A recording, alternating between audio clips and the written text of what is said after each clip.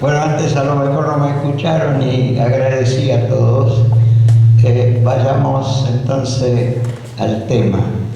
El tema es muy de actualidad, es trágico. Hay dos cosas que voy a evitar, son las citas y las cifras. Pero imagínense cuántos millones de personas están ahora deambulando por los caminos, por el mar, buscando futuro. Otros no saben lo que hacer, nosotros no sabemos lo que hacer. Y siempre que hubo un cambio de algo, siempre pasó primero a la realidad y después hubo que hacer un cambio mental. Y cada vez que hubo un cambio mental, entonces pudimos enfocar las cosas de otra manera. Y lo que estoy tratando de decir es que estamos en un punto crucial en el cual las cosas comunes que también se hacen en los talleres, en los seminarios, que hoy día se hacen en todas partes y también aquí, liderazgo a partir de los sentimientos, algunos venden lo que Drucker decía en 1983 como actual, otros, en fin, vamos a tener que cambiarlo porque de momento, en este momento, las cosas hay que mirarlas desde más lejos, desde más arriba, modificar, no tirar, pero modificar en el sentido de verlos desde otra perspectiva que la que veíamos hasta ahora. Y esto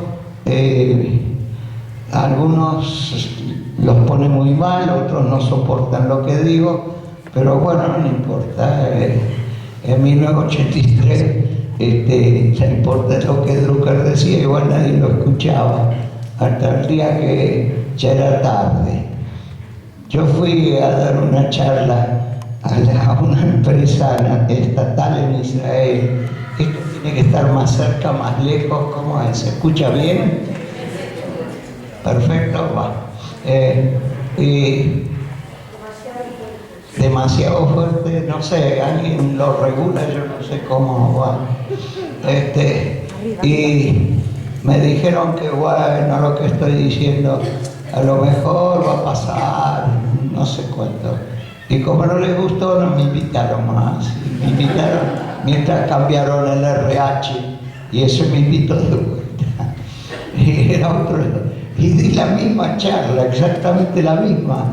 Y entonces me dijeron, ¿dónde estuvo usted, profesor, 3 años atrás? Porque todo lo que está diciendo es tarde. Porque todo esto ya lo estamos sufriendo hace mucho tiempo. Entonces esto va a ser más o menos lo mismo. Algunos van a decir, probablemente, y sobre todo si ustedes lo van a empezar a exponer, trabajado por ustedes naturalmente y no repetido, bueno, esto. Y a lo mejor no va a pasar mucho tiempo y alguien va a decir, ¿por qué no lo dijo antes? ¿Por qué recién ahora se acuerda de plantear esto? En otras palabras, todos los paradigmas, todo lo que vimos hasta ahora, todo lo que decimos de la sociedad, esta es la tesis, tiene que ser revisada a partir de un paradigma, de un modelo más lejano, más superior, en el sentido de más abstracto y más concreto, que a partir de ahí todo se ve distinto. Y ese modelo tiene que ver con la extranjería y con las migraciones. Y eso es lo que voy a tratar de demostrar. ¿Me explico? Bueno, entonces podemos ver el que sigue. Para no repetir todo lo que pasa en el mundo, sobre todo en mi última charla lo hice en profundidad, entonces estoy usando Aquino tanto como para hacer de la tragedia algo más o menos humorístico, porque si no vamos a volver locos, nos vamos a poner a llorar todos y no va a salir nada. Entonces, el papá le enseña al nene, eso que ven ahí, nene, se llama piernas, porque nosotros ahora todos vamos en automóvil, todos movilizados, las piernas se van atrofiando. Eso que ves ahí, nene, se llama cerebro. Eso es la computadora, eso es el cerebro. Eso sobre todo son los ideales morales, la honestidad. ¿Ves? Eso es una imagen de todo eso. Ese es el contacto humano.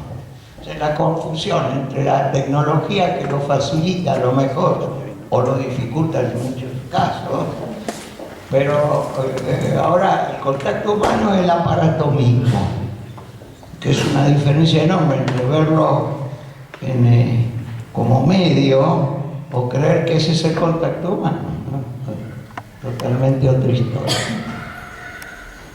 Bueno, eso es la cultura. Está censurado, al final de cuentas. Esta es una escuela de La Salle. Lo de Quino. Fantástico. Espere que lo pruebe. Esto es Dios. Perdón. Y bueno, hay que enseñarle desde pequeño, o sea, eso es lo que hacemos en las universidades, en las escuelas. Todo hay que rectificarlo, porque si no, esto es lo que va a pensar estos son las nuevas generaciones. ¿Por qué no se ríen? Porque es una tragedia. Ahora, lo que quiero mostrar acá, ustedes ven que es un cubo, son dos planos, hay un plano abajo, un plano arriba. El plano de abajo, esto es de Kurt Lewin, aunque dije que no voy a citar, pero no importa. El plano de abajo es el plano de la realidad. Es lo que pasa de verdad, y esto se puede cuantificar, se pueden establecer las relaciones y demás. El plano de arriba es lo que la gente piensa, siente, o sea, que es el mundo psicológico. Lo que hay entre los dos planos, eso es el campo psicológico. Eso es, digamos así, el todo, que incluye lo que pensamos y la realidad, lo incluyen como un campo donde está también esto y también aquello, y que interaccionan entre ellos. Y en el campo de arriba, en el plano de arriba, están también nuestros ideales, lo que imaginamos, lo que queremos para el futuro, etc. Y lo que está pasando, o sea, lo real y el proyecto nuestro de qué queremos para el futuro, que algunos lo tienen alejado, o sea, tienen un futuro imaginado, ideal, alto, y otros están muy cerca de lo que viven todos los días. A eso lo llamamos el mundo del confort, o sea, que es aquel mundo en el que cotidianamente nos movemos sin cuestionar. Y ¿dónde pasa lo que estamos hablando hoy? En el plano de abajo, lo que pasa son todas lo que vemos, lo que estamos sufriendo. Las migraciones, los refugiados, el terrorismo, la inadaptación, la no respuesta que nadie la tiene a lo que anda pasando. Y en el plano de arriba, no hay modelo, que es el que lo que voy a tratar de montar. que es el plano de arriba. En el plano de arriba, si lo cambiamos, entonces el todo ese, que es el espacio vital también se llama, o la situación social, económica, social, política, empezará también a cambiar. Pero no es un proyecto para mañana, proyecto para una generación, 2 generaciones adelante. Entonces algunos dicen, bueno, 2 generaciones adelante veremos. Ahora, no sé si los padres y madres y abuelos dicen lo mismo, yo no. Porque miren en qué mundo van a vivir nuestros nietos y bisnietos. Miren lo que está pasando. Miren cómo Pekino lo que está pasando. Así que no mirar para más adelante, no es tan adelante, es al final todos nosotros, como dice Camus, ¿para qué vivimos? ¿Por qué no nos suicidamos? Hay que darle un sentido a esto. Los que son religiosos, bueno, Dios le da sentido. Lo que le dé sentido dejó mucho para que terminemos su obra nosotros. ¿Y qué sentido tiene si los nietos o los bisnietos? Y si todos los hijos ya son grandes, por lo menos los míos. Pero y los que recién tienen hijos, ¿en qué mundo van a vivir? Un desastre. Entonces, la idea es que, ojo, que no pase como en esa empresa, que después de 3 años dice que llegué tarde, ya hace rato que están sufriendo todo eso. Y 3 años atrás decían que bueno, un visionario, ¿verdad? Uno me pregunta si soy rabino, porque hablando de cosas del futuro, tan futuro que no pasa nada. Al revés. Esto es de Levi. Él tomó el mundo que vivimos y lo subdividió en etapas del espacio. El espacio sería ese plano de la realidad y del otro. ¿Dónde es el espacio vital nuestro ahora? Y qué curioso, según él, nosotros, miren, estos son los espacios, nosotros estamos viviendo en el último, el de arriba, que es un espacio cibernético. O sea, que no vivimos en el territorio, tampoco somos más nómades en el sentido, un nómade donde pasa no se queda, por eso es nómade.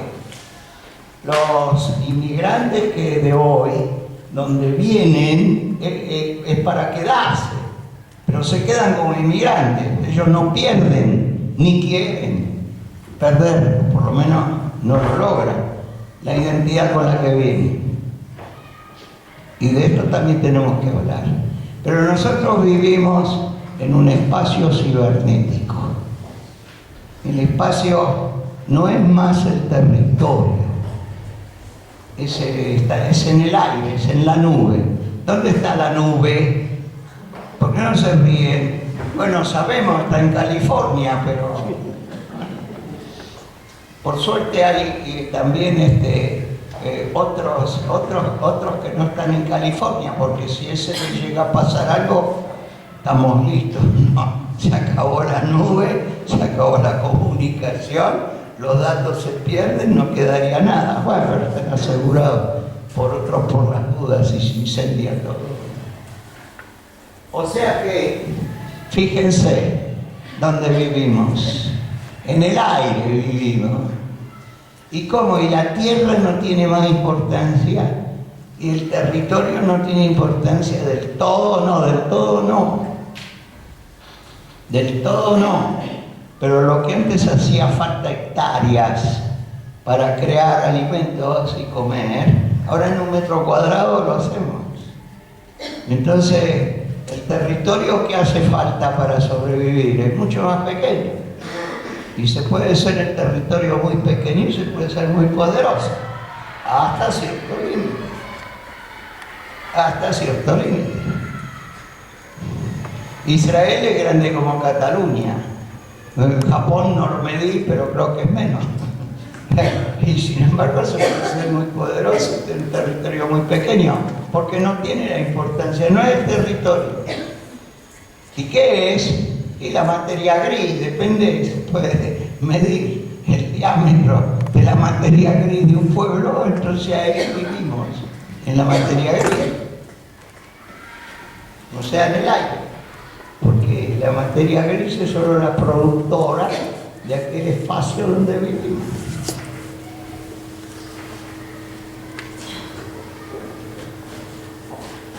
Dejo de andar. No gira.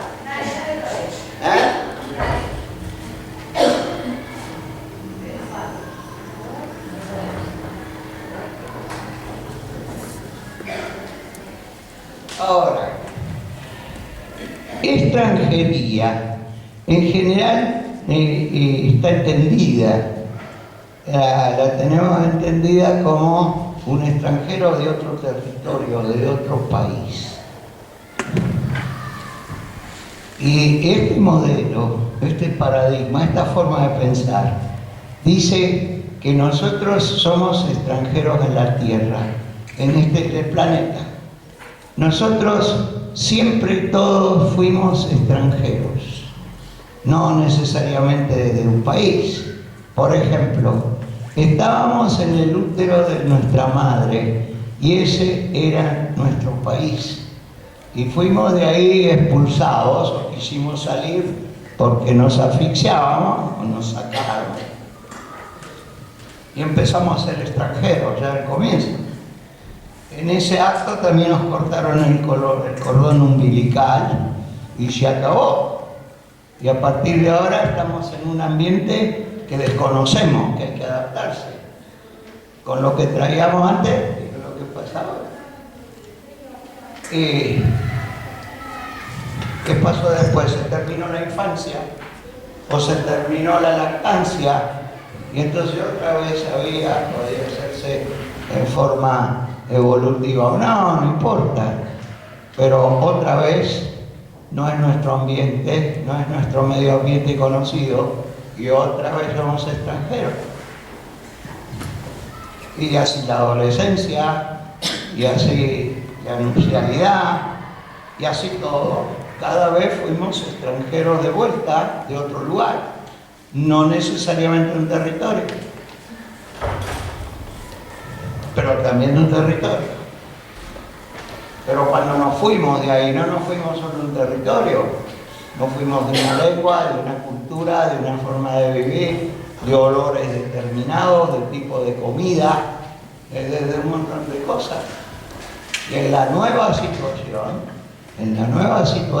somos extranjeros. Y no nos sentimos cómodos. Y tenemos que aprender algo. Pero eso no quiere decir que tengamos que abandonarlo de antes, pero algunos quieren abandonarlo de antes. Y algunos lo consiguen, se asimilan, se acabó. Creen que se acabó. Curiosamente creen que se acabó. Pero no es lo que pasa después.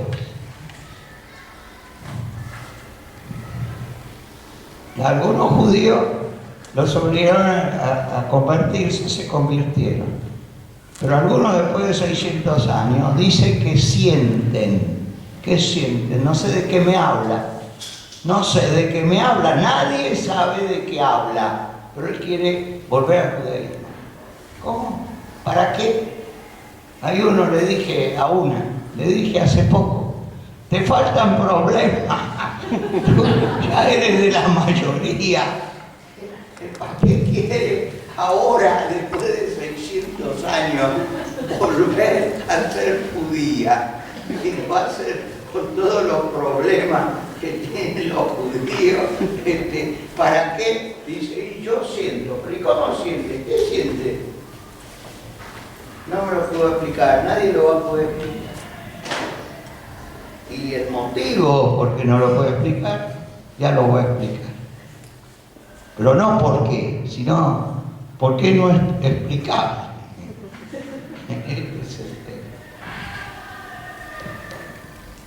O sea que hay una intra-extranjeridad,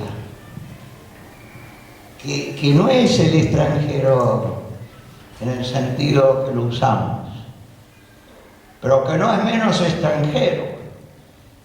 Ahora, cuando estamos en nuestra situación de confort, no lo sentimos y creemos que no. Pero en cuanto la situación se pone mal, inmediatamente empezamos a tener problemas. Mientras estamos en la situación de confort, algunos modelos de vida, algunos paradigmas funcionan, pero igual la situación esa va cambiando, algunos se quedan amarrados al paradigma que tenían hasta ahora y tienen problemas, y otros, más inteligentes podría decir, van cambiando, el paradigma va evolucionando y entonces podemos lograr mejor adaptación. Pero cuando esto pasa, esto supera. Cuando pasan estas catástrofes como el Holocausto, el genocidio, las migraciones por millones, no estamos hablando de miles, estamos hablando de millones. Y entonces la situación de confort no sirve más. Y algunos cambios en la situación de confort tampoco van a ayudar. O sea que hay que cambiar el mundo, al final de cuentas, hay que cambiar, es otro modelo, es en otro nivel. ¿Y qué hacemos qué pasa con esto del otro? Trabajar con el otro, al final de cuentas nosotros somos consultores organizacionales o de recursos humanos, y a nosotros nos interesa lo que pasa en la empresa, pero la forma en que hasta ahora estamos encarando que esto de trabajar con distintas culturas, con otros, es de otro nivel, es de un nivel tan bajo comparado con esto, que no nos va a servir para de acá en adelante entender lo que anda pasando en las empresas, ni para ayudar a hacerlo mejor, a hacerlo distinto. Cuando nosotros vemos, a ver si pongo un ejemplo mío, yo la primera vez que trabajé para una organización extranjera, y era internacional, pero era extranjera, era americana. Entonces me hicieron responsable de una zona del mundo que era la sudamericana, y yo les hice un informe. Era un informe económico, y a los 7, nosotros los sudamericanos al menos, creo que los europeos también, al 7 le ponemos una rayita. Acá no. En Estados Unidos un 7 es esto, sin rayita. Y me hicieron el hazme reír de todo. Mirá qué primitivo. ¿Cómo escribe el 7? Una rayita de diferencia. Y yo ya era peligroso, ya era un extranjero. Y de ahí se puede seguir en más. Seguro va a ser un pésimo director de zona. Porque imagínate, es tan primitivo que hace un 7 con una rayita. ¿Por qué no se ríe? Tuve que esforzarme, como hacen todos los inmigrantes, para demostrarles que no soy un imbécil. Y pese a que escribo un 7 con una rayita.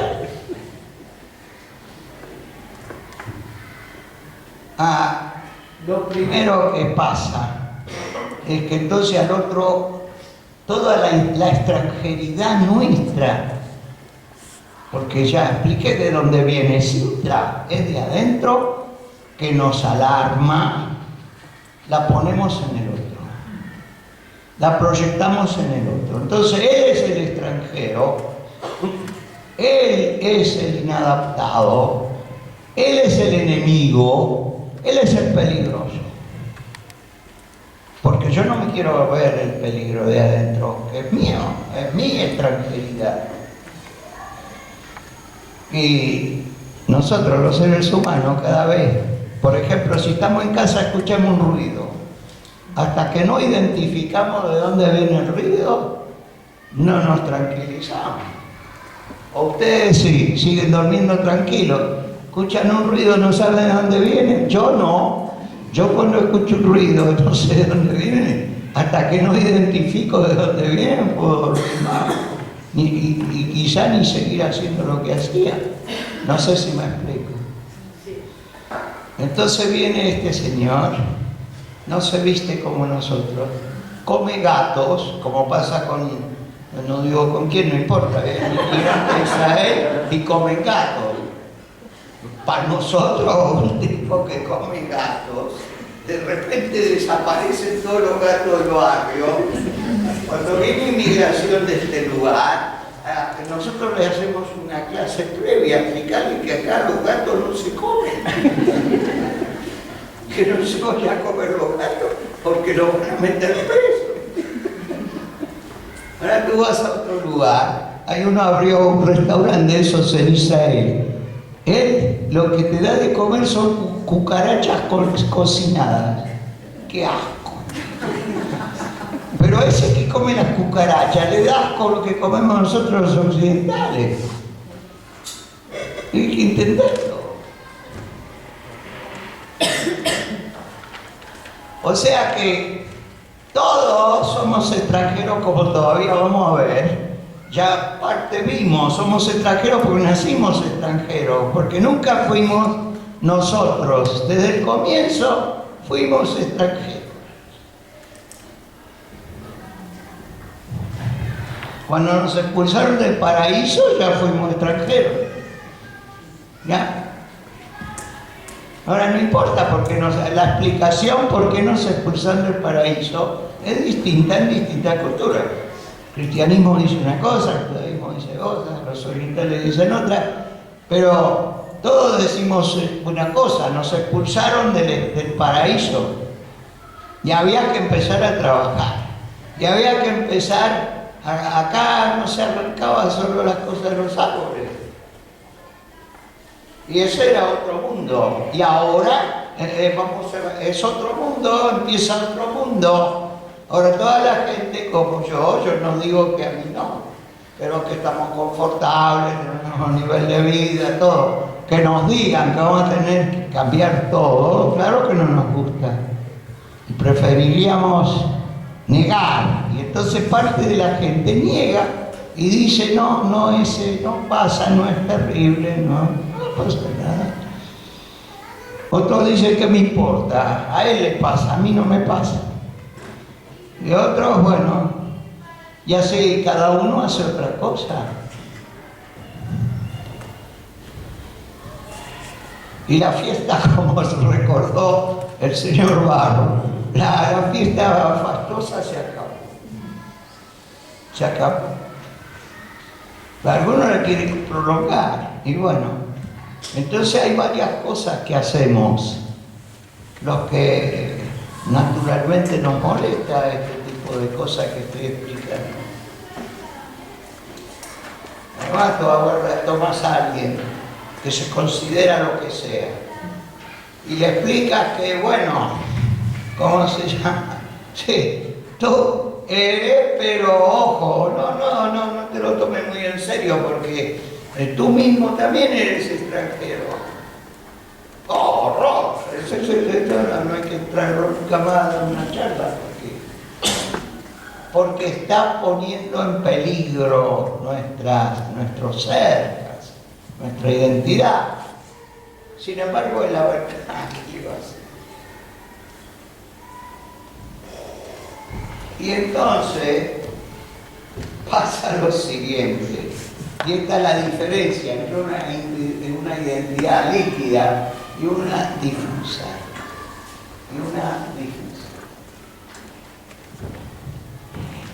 La líquida es una identidad que cuando todo esto pasa, se anula, se hace líquida, se evapora. Al punto que como que podemos borrar todo lo que era. lo que somos. Y la difusa es como que nuestra identidad, entre que se amplía y se hace más borrosa. Lo cual no está mal, para reintegrarse de otra manera. Y esto de la identidad, que viene la palabra idéntico, es la cosa más contradictoria y más caótica que podemos pensar. Tiene unos cambios, hay una dinámica de la identidad. Nosotros en ningún momento somos el mismo, igual que el agua que pasa por un río. Si yo no hubiera cambiado, ahora sería un bebé. Y no sabe, sería un bebé. Y todos ustedes lo mismo. Y estamos permanentemente cambiando. Y cada vez somos otros. Y es la misma identidad y de ninguna manera es la misma. Pero es un concepto caótico. Al occidente no le gusta la teoría del caos. Es A o B. Si tú le dices, oye, está bien A y también B, no es científico. ¿Y cómo no es científico? Claro, lo que pasa es que hablan de la ciencia del siglo no sé cuánto, porque en la nueva ciencia esto hasta se puede calcular matemáticamente. Y si yo sé que hay matemáticos en la sala, y está bueno porque entonces a los que no son y no creen les puedo explicar cómo esto es.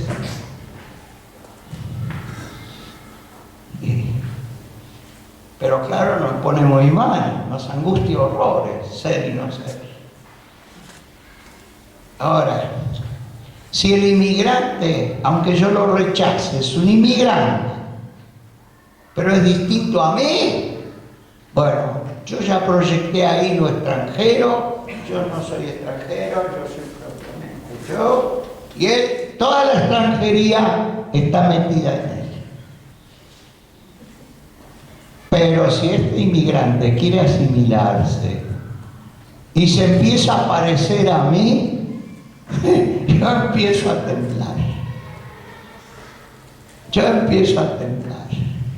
Porque entonces la extranjería mía me la tengo que devolver. Y este veo se está pareciendo a mí, no me gusta este. No me gusta. Y se está pareciendo a mí, o sea, yo soy así, o habla. Entonces mejor es ser antisemita o xenófobo o etc. ¿Cuándo empezaron los judíos a sufrir? No cuando eran identificables claramente. Cuando empezaron a vestirse como todo el mundo, como los gentiles. Cuando empezaron a vivir como los gentiles, a estudiar la ciencia, que para ellos era de los gentiles, no eran la ciencia sagrada. Ahí empezó la historia más fuerte, donde nunca hubo un antisemitismo más grande que originó el Holocausto. No cuando eran claramente identificados. Qué curioso. Entonces, nosotros queremos que los inmigrantes sean como nosotros y que renuncien, y parte de ellos lo hacen, a la identidad que traían. Pero cuando lo hacen, entonces hay que cuidarse de ellos. Hay que tener un buen servicio de inteligencia. No vaya a ser que son enemigos. Y son enemigos por el solo hecho de ser de afuera. Y después hay algunos de ellos que también hacen eso. Y entonces seguramente, como Itamar hace un 7 con palito, entonces seguro todos los latinoamericanos son primitivos, imbéciles como Itamar, y si hace con palito seguramente es un mal director, porque yo soy un buen director, pues yo hago un 7 como corresponde. Ahora para Itamar empezó a hacer un 7 como yo, o hay que tener un servicio de seguridad para ver qué pasa. Este es un infiltrado, seguro una quinta columna, no sé qué. Peligroso. Ahora soy peligroso, antes no era peligro.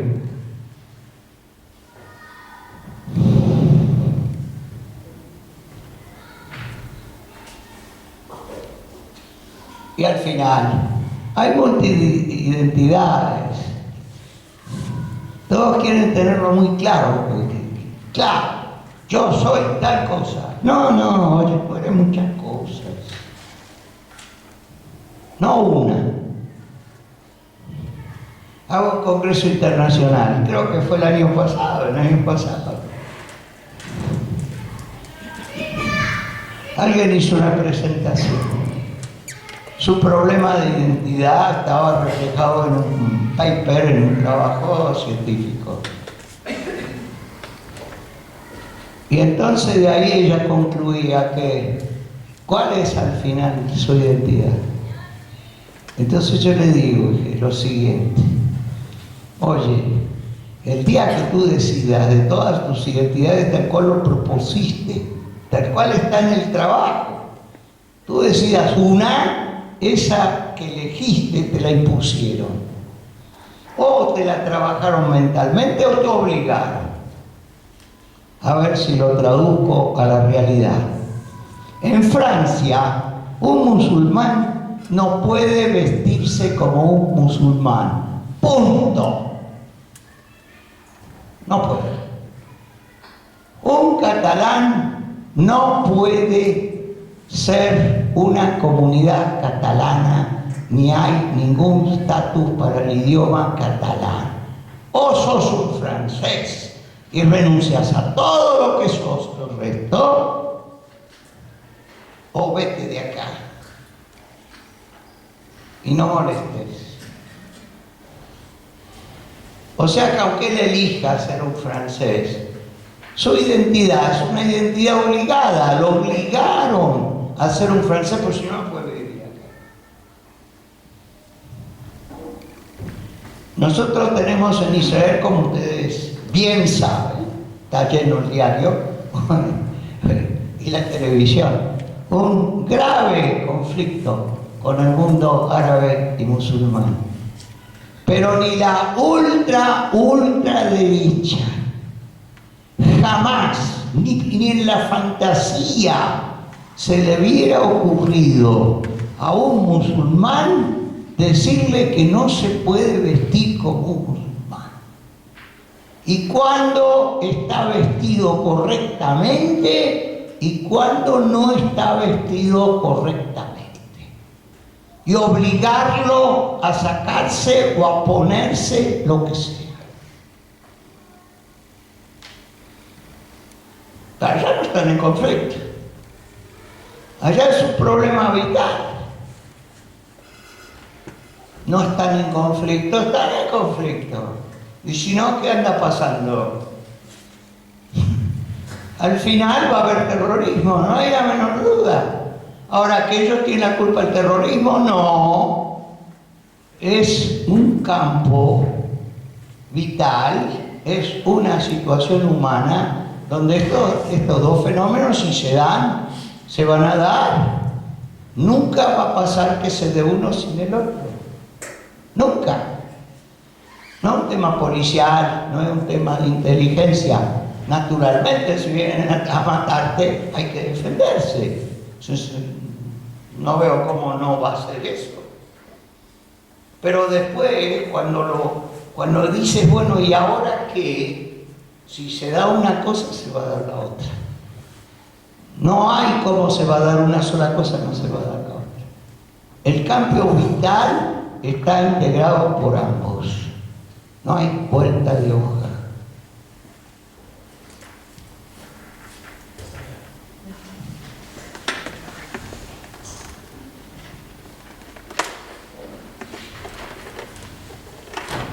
Y en esto entraron las nacionalidades, distintas nacionalidades y la etnicidad. Cada uno tiene una definición muy interesante para el otro. Los que no son catalanes dicen no son una nación. Los catalanes dicen son una nación. Pero ellos dicen no son una nación. Bueno. Los israelíes dicen que no existe un pueblo palestino. ¿Cómo? No existe. ¿Qué dicen los palestinos? No existe Israel, es un estado artificial. Ven, dicen lo mismo, pero al revés. es lo mismo, dicen lo mismo. Y dice, bueno, pero ¿por qué los judíos no son pueblo? No, son una religión. Ah, entendí. Los palestinos no son un pueblo, no, son árabes, eran de otros países. Pero ahora dicen que ellos dicen que son palestinos. Bueno, ellos dicen. Pero Israel dice es un Estado, dice es una nacionalidad, no una religión. Y bueno, ellos dicen. Pero dicen lo mismo, solo que al revés. Toda resolución de conflicto a este nivel, si hay mediadores, lo que sea, están perdiendo el tiempo. Porque así no se resuelve este tipo de conflicto. En este nivel de pensamiento, con esta mentalidad. Y menos poniéndose de un lado o del otro. Porque en ese caso no hay ninguna posibilidad de verlo con otra perspectiva. Puesto que dicen lo mismo. Cualquier cosa que dice este, el otro dice lo mismo, pero al revés.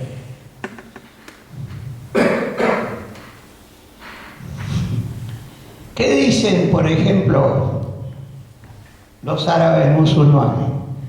Dicen, los judíos no tienen nada que hacer en la montaña del templo.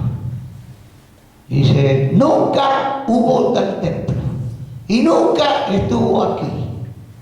Entonces tú le dices, bueno, ¿y qué? Jesucristo era una fantasía, todo lo que cuenta de lo que pasaba en el templo, todo esto, no sé, acá no estaban. Ustedes los judíos están buscando la arqueología del templo, la están buscando, no sé, y no la encontraron.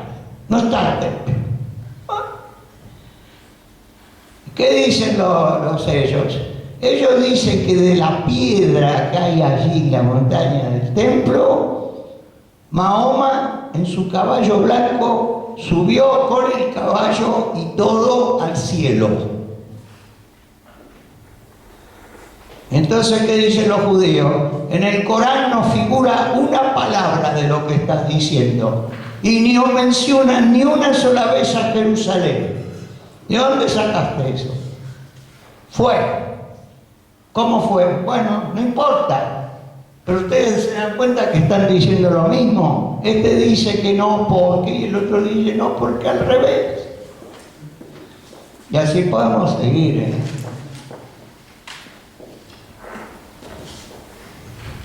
O sea, no sirve ese nivel. La etnicidad.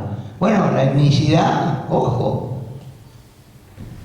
los africanos son negros de piel y la llevan encima, no hay vuelta de hoja. Cuando llegan a Israel judíos blancos, nadie discute. No hay ninguna discusión que son judíos. Pero cuando llega un judío negro, ¡op!, hay que revisar. A lo mejor no está bien judío.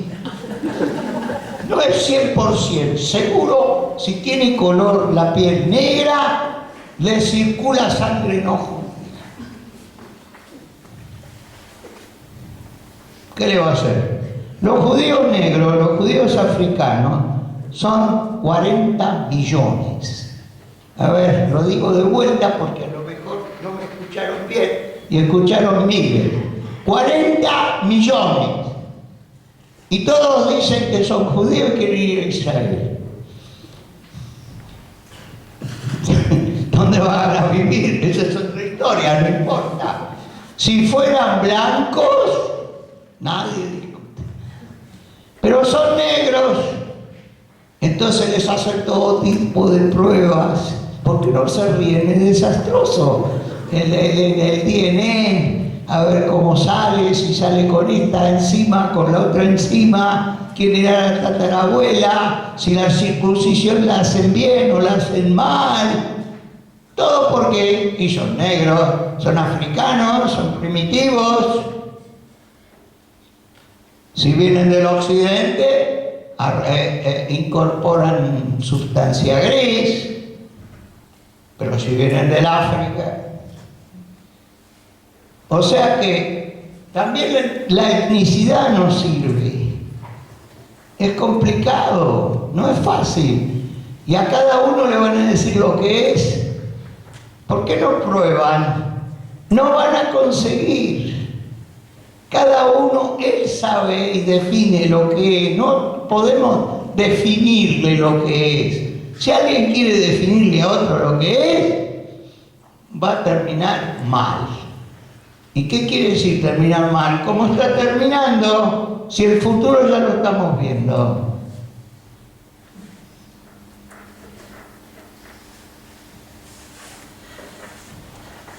Y entonces, la madre de esto, sin negar la biología, la genética y todo, que indudablemente es parte del espacio vital. En el ejemplo de los africanos ya lo podemos entender, está marcado. Un judío puede, para decirlo de otra manera, un judío puede disimular no ser judío. ¿Por qué no se ríen? Un negro no puede. Y como la mayoría de los blancos no saben que hay judíos negros, entonces ni siquiera van a sospechar que es judío. ¿Por qué no se ríen? Bueno, la cultura es la madre de todo esto. Y entonces tenemos que revisar qué pasa en el nivel, qué podemos hacer. Hay una dinámica de las migraciones. Que todos no puedo no mencionarlo porque todo el mundo, todo este mundo, todo quien está acá la conoce. Que es por atracción o por repulsión, o te tenés que ir, o te atrae a otro lugar, o todo lo que pasa en la dinámica de las migraciones.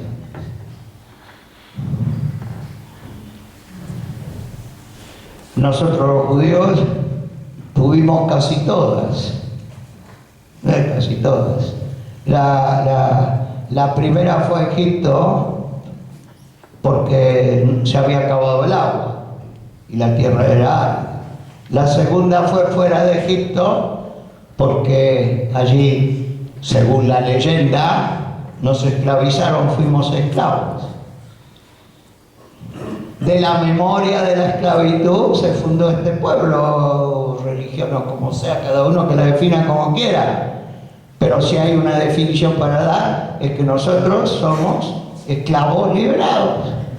Eso es lo que somos, hasta el día de hoy. Esclavos liberados, con mentalidad de esclavos liberados.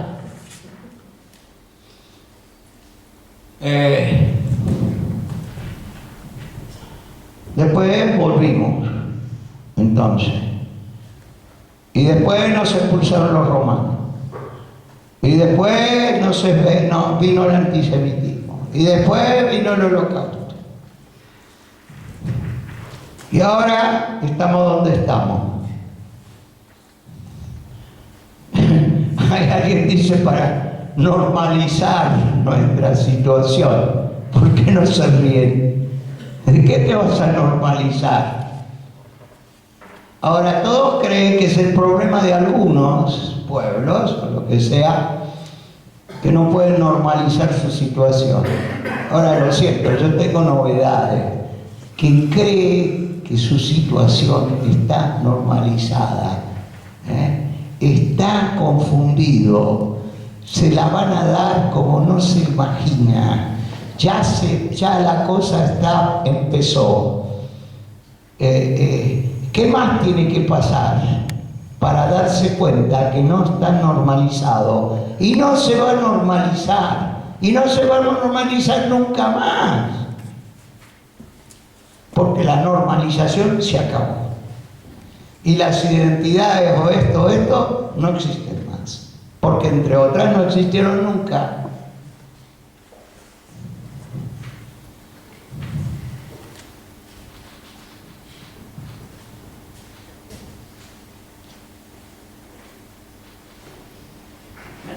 le pongo, esta es la charla más triste de los 14 años que estoy haciendo esta charla anual.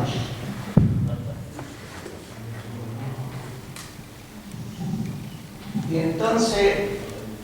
entonces no hablamos de extranjería, hablamos de sentimientos de extranjería. Estos inmigrantes vienen para quedarse. Esto hay que entenderlo, pero sin perder su identidad anterior. Ahora, si les exige que la pierdan, peor. Y si no pueden hacer una vida como ellos esperaban hacer, entonces lo que va a pasar es que te van a atacar y van a tratar de imponerse. Ahora dicen, oh, qué bárbaros. No, tú harías lo mismo. Yo haría lo mismo. Todo es una dinámica humana, no es una dinámica de algunos bárbaros.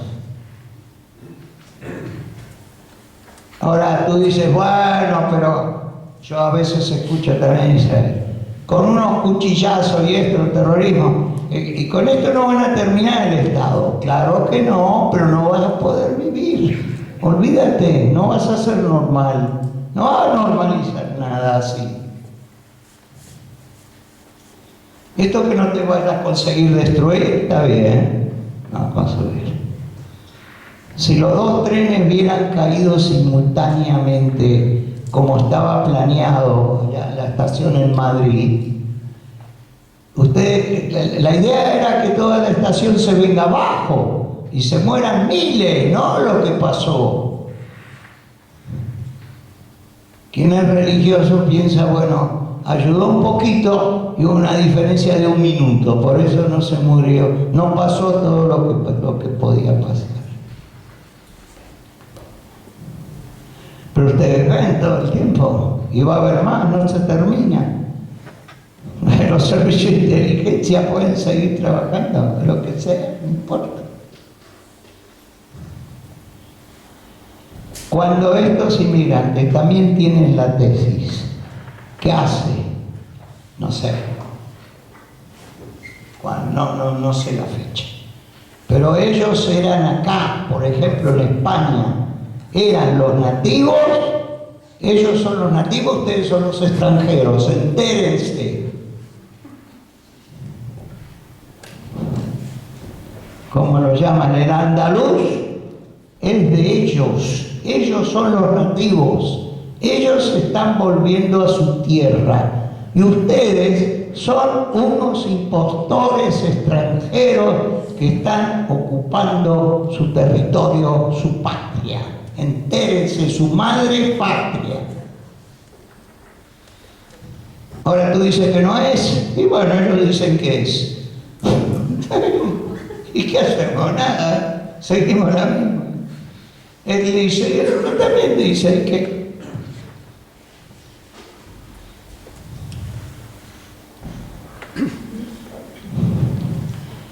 y así llegamos, al final de cuentas nosotros el mundo no vamos a arreglar, pero al menos tenemos que tener una perspectiva distinta, muy importante respecto de las empresas.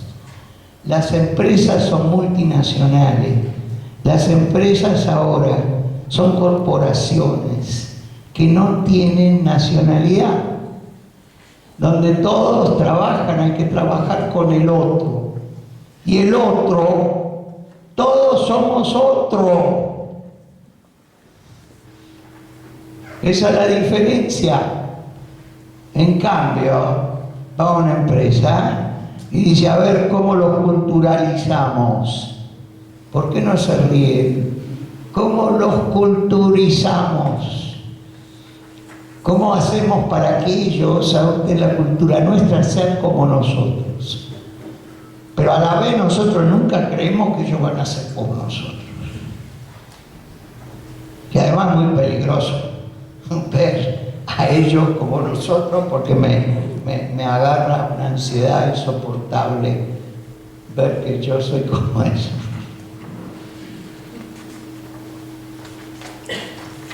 Algunos todavía creen que el tema es simple, que hay que tratarlo en situación que con los modelos con que estamos funcionando no va a caminar.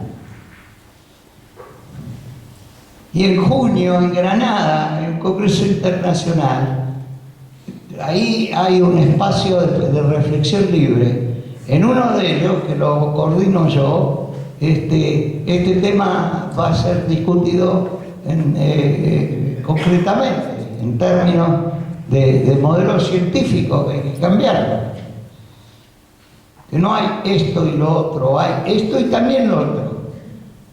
Y hay evolución de las identidades.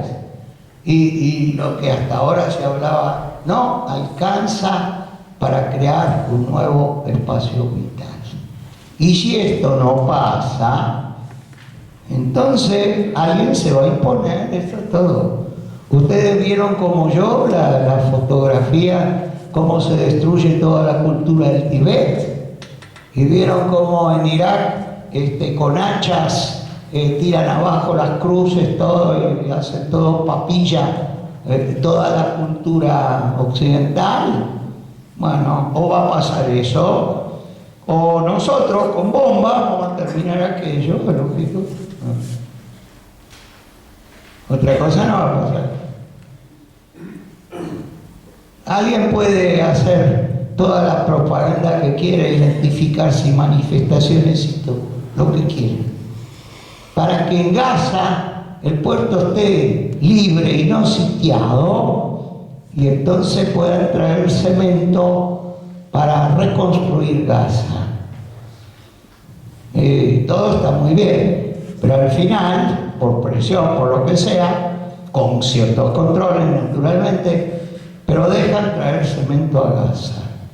Todos habrán leído ayer en el diario, o no, porque a veces no se publica, pero ¿en qué se usó el cemento desde la última guerra hasta hoy?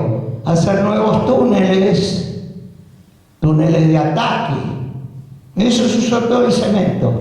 ¿Quién lo pagó? Europa. ¡Qué bien! Sigan pagando, apoyando la entrada de cemento a Gaza. ¿Qué va a pasar con eso que hicieron túneles? Pues serán destruidos. ¿Qué va a pasar después? Van a hacer túneles de vuelta. A ese nivel no hay soluciones. Puedes apoyar a este y puedes apoyar al otro. Se está perdiendo, estamos perdiendo el futuro así. Y entonces al final se trata de ver la cultura es como un diamante.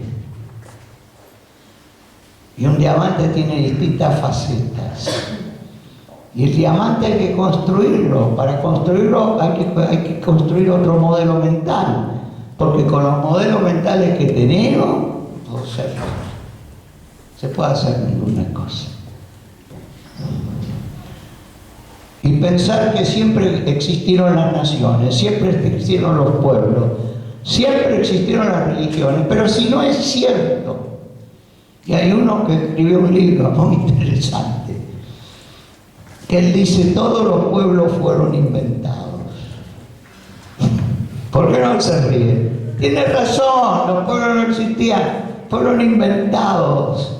Y entonces él escribe un libro que dice lo siguiente: ¿quién y cuándo inventó al pueblo judío? No se ríe. Es una investigación histórico-científica, donde él se ocupa de ver cuándo diablo apareció este nuevo fenómeno, que se llamaba pueblo judío.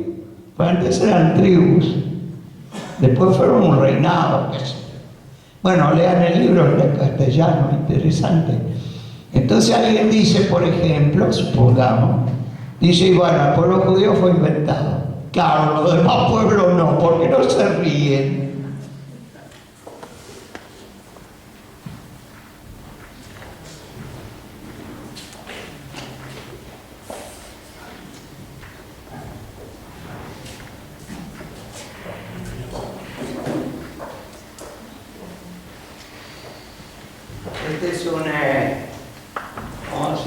Juan es un poeta argentino que dice, yo lo puse ahí corto porque para poner todo, no sé, pero lo tengo acá.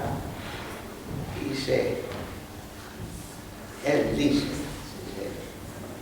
no debería arrancarse a la gente de su tierra o país, no a la fuerza. La gente queda dolorida. Nacemos y nos cortan el cordón umbilical, nos destierran. Nadie nadie nos corta la memoria, la lengua ni los colores. Y el final, tenemos que aprender a vivir como el clavel del aire, propiamente del aire. El en lo puse yo por eso. Aprender a vivir en el aire. Y claro, nosotros ya no vivimos más en el territorio.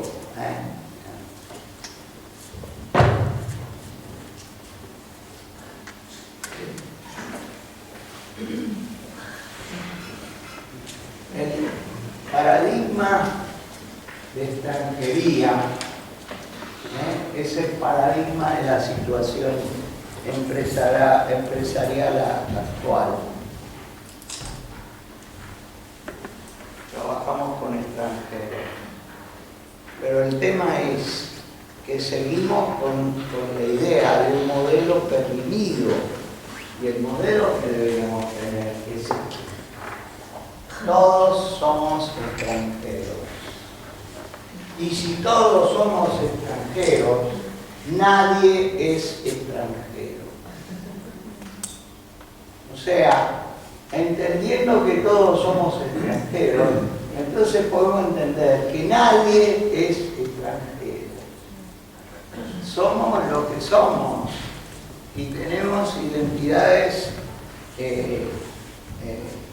multiidentidades, cada uno de nosotros.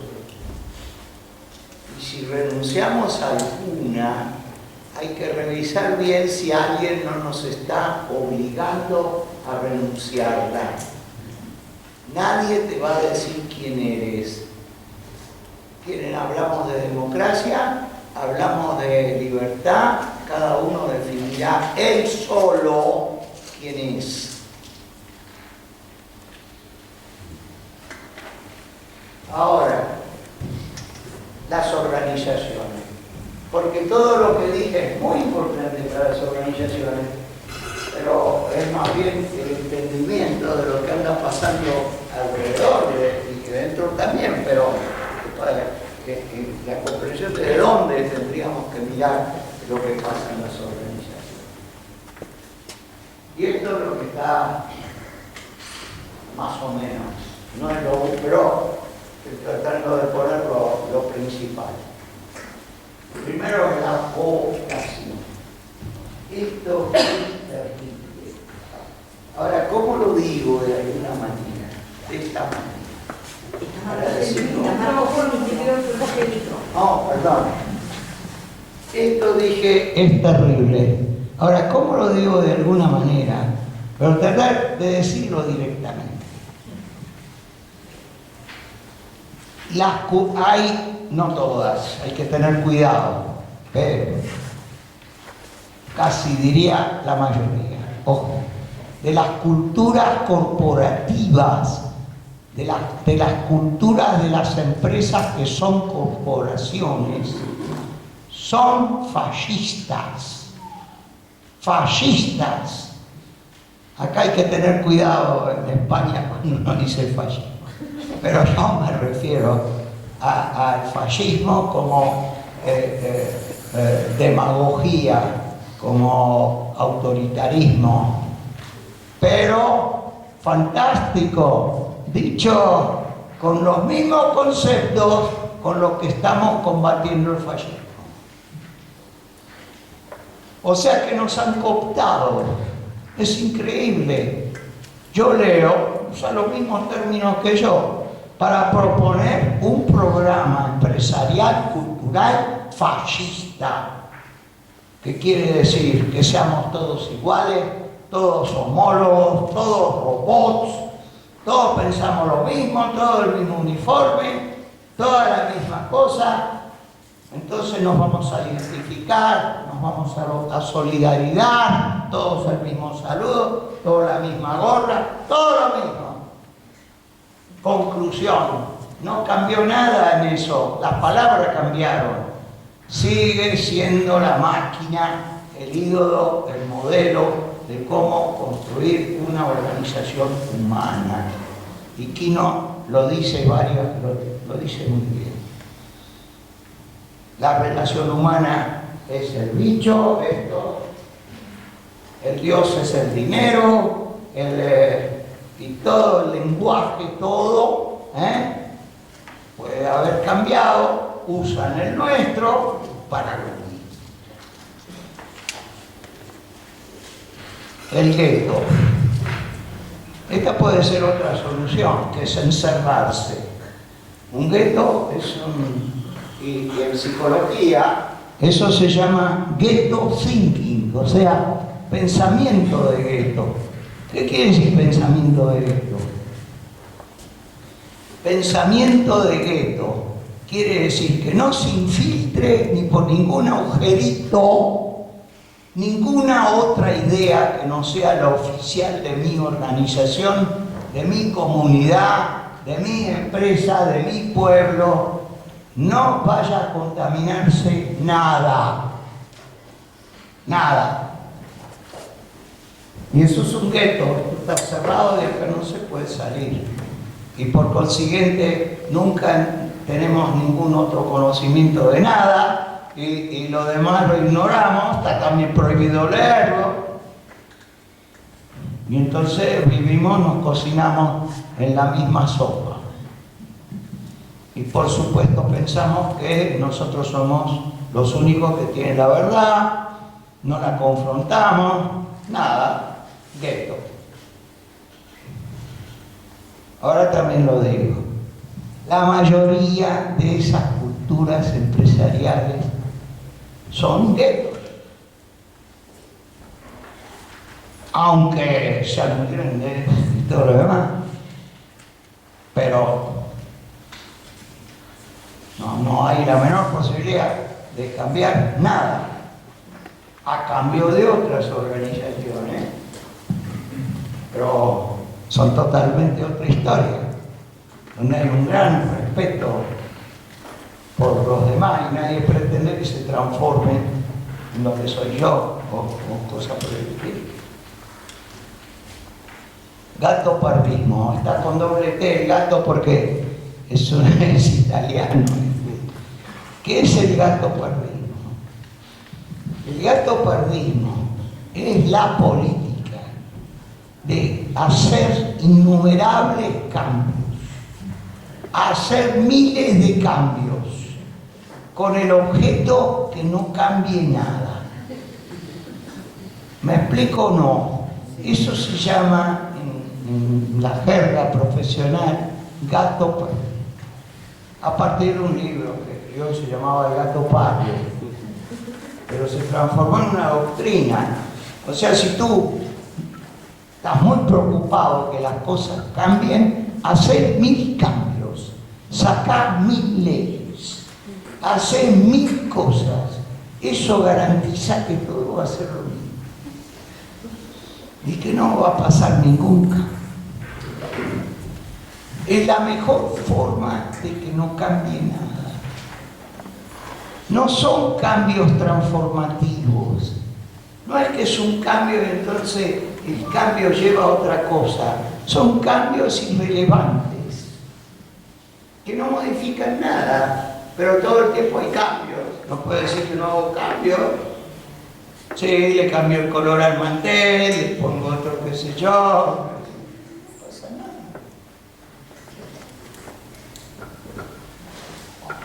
El movie, no, está bien escrito, sí. El movie o terror psicológico, toda empresa va a decir que no, lo de ella no pasa, ya escuchamos bastante. Hoy día en el occidente personas que sufren del terror psicológico, hasta ahora era un trabajador de cada 4, ahora es más. Prometí que no me voy a ocupar de cifras y creo que lo hice, pero todos pueden averiguar cuánto es el índice hoy día.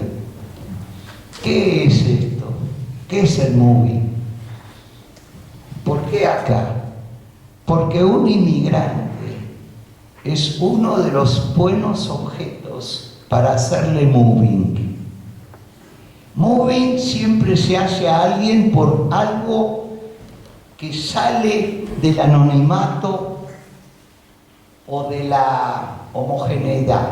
Por ejemplo, se destaca en algo. Por ejemplo, es envidiable lo que sabe o lo que sea. Pero también si es un lisiado, porque esta también sale de la normalidad. Y también si es un inmigrante. Y lo toman, como decimos en castellano, de punto. Y alguien, él no se da cuenta, pero le están haciendo moving. Moving es moverle el piso. ¿Y cómo lo hacen? Muy sencillo. Un día él llega tarde a la reunión y entonces alguien dice: Itamar, tú siempre llegas tarde. Bueno, no sé, yo sepa. Por ahí digo alguna tontera. Dice: Itamar, siempre hablando tonterías. Por ahí me equivoqué de algo. Dice: tú siempre con esas cosas equivocadas. Si esto está mal, entonces está mal todo lo que dices, ¿no? La próxima reunión se olvidan de invitarme. Entonces yo no sé que hay una reunión, no voy. Entonces tú siempre faltando a las reuniones. ¿Por qué no viniste? ¿Y cómo yo no sabía? Tú nunca sabes dónde vives. Tú no sabes cuál es la reunión. ¿Por qué no te informas? Esto va en ascenso, así. Entonces yo dejo de dormir de noche, yo ando preocupado, la gente deja de hablar conmigo, me consideran inferior, yo no, esto, de a poco empiezo a tener trastornos sintomáticos, yo no sé qué pasa, pero un buen día me dicen: mira, ¿sabes qué? Está despedido, porque mira, tú eres malo, tú no tienes esto, mira, un desastre. O sea, que al final me convierto en aquello que me querían que me convierta.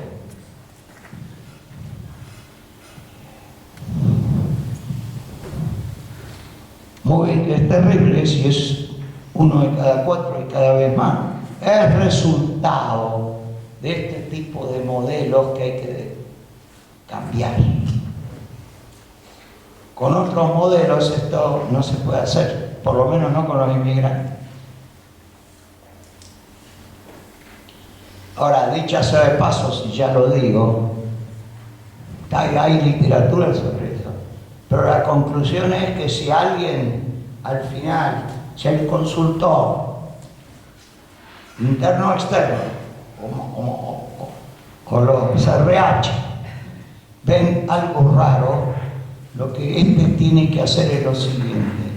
Primero, tomarse un psicólogo, un terapeuta. Segundo, tomarse un abogado, porque va a terminar mal. Y tercero, llevar ¿cómo se dice? Un yoman, un diario anotando todo esto que le pasó durante medio año. Porque por lo menos en algunos países, si yo llevo un diario de estos y muestro que en medio año seguido esto es lo que estuvo pasando, es posible, es difícil, no es como hoy día el acoso sexual, que por suerte hay leyes, pero del terrorismo no hay leyes, del terrorismo de este tipo. Y entonces, al menos hay una prueba, porque si no, ¿qué prueba va a haber? por último, este lo pueden comprar, recién salió el libro. Hay un libro, él escribió, ¿cómo se llama? Bueno, como siempre me olvido los nombres, por ahí lo tengo anotado, pero es español. Y el libro se llama Tanatopolítica, pero ella escribió como 16 libros, pero este me lo compré hoy, pero ya salió el año pasado, ya estaba agotado. Tanatopolítica. ¿Qué es la tanatopolítica?